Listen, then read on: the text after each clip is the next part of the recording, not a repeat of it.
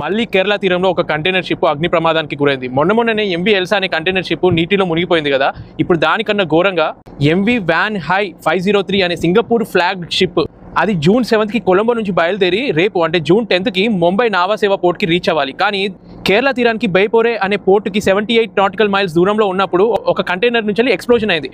ఆ కంటైనర్ నుంచి వేరే కంటైనర్స్ కూడా ఫైర్ ఎక్కువ అయ్యేసరికి క్రూ మెంబర్స్ ఆ షిప్లో ఉన్న 22 మంది ముంబైలో ఉన్న మెరిటైమ్ ఆపరేషన్ సెంటర్కి ఇన్ఫార్మ్ చేస్తే వాళ్ళు వెంటనే కొచ్చికి ఇన్ఫార్మ్ చేశారు. ఆలోపు ఫైర్ ఎక్కువ అవ్వడంతో ఆ క్రూలో ఉన్న ఆ 22 మందిలో 18 మంది నీళ్ళలో దూకిండ్లు. 4 ఇనీషియల్గా ఫైర్ ఫైటింగ్ కోసం వెళ్ళిన వాళ్ళు మిస్ అయిపోయారు. సో ఇండియన్ నేవీ ఇంకా ఇండియన్ కోస్ట్ గార్డ్ జాయింట్గా రెస్క్యూ ఆపరేషన్ చేశారు. కొచ్చికి వెళ్తున్న ఐఎన్ఎస్ సూరత్ని ఆ షిప్ దగ్గరికి పంపారు. Indian naval station INS Garuda మీద ఉన్న డోర్నియర్ ఎయిర్ క్రాఫ్ట్ని రియల్ టైమ్ అసెస్మెంట్ కోసము పంపారు. ఇండియన్ కోస్ట్ గార్డ్ ఇంకా MRCC maritime rescue and coordination centre దగ్గరలో ఉన్న ఇంకో కంటైనర్ షిప్ MV1 మార్వెల్ అనే షిప్కి ఇన్ఫార్మ్ చేయగానే 18 మంది ఎవరైతే సముద్రంలో దూకిందో వాళ్ళని కాపాడింది ఈ షిప్. ఆ 4 ఎవరైతే మిస్ అయిందో అందులో 2 తైవాన్ వాళ్ళు, ఒక ఇండోనేషియా, ఒక మయన్మార్ వాళ్ళు ఉన్నారు. నీళ్లలో దూకిన 18 మందిలో 5కి గాయాలయ్యాయి, 2కి సివియర్గా బర్న్ ఇంజురీస్ అయ్యాయి. ప్రజెంట్ అప్డేట్ ప్రకారం ఆ షిప్ ఇంకా ఫైర్ అవుతూనే ఉంది. ఆ ship management company BSM salvage operations కోసం ప్రయత్నిస్తుంది.